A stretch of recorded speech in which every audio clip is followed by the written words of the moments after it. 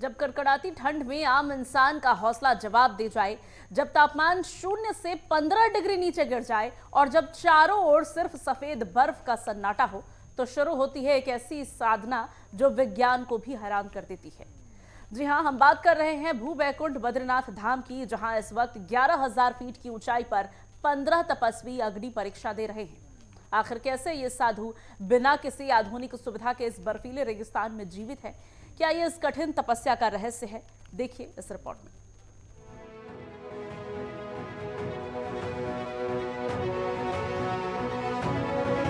उत्तराखंड का बद्रीनाथ धाम इस वक्त यहाँ सन्नाटा नहीं बल्कि कुदरत का रौद्र रूप बरस रहा है।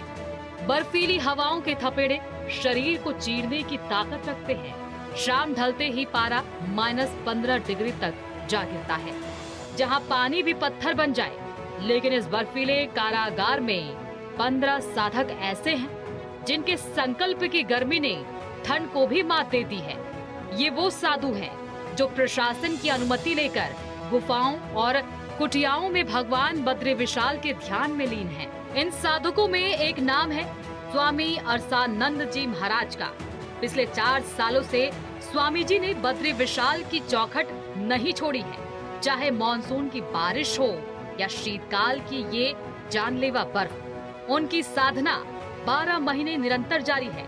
प्रशासन ने इन साधकों के लिए विशेष राशन और दवाओं का इंतजाम पहले ही कर दिया है। लेकिन ये साधना सिर्फ श्रद्धा का विषय नहीं बल्कि शारीरिक क्षमता की कड़ी परीक्षा भी है। इन साधुओं को यहाँ रुकने की इजाजत तभी मिलती है जब उनका मेडिकल परीक्षण फिट आए। 11,000 फीट की ऊंचाई पर ऑक्सीजन कम होती है, इसीलिए इनके दिल, फेफड़ों और ब्लड प्रेशर की गहन जांच की जाती है।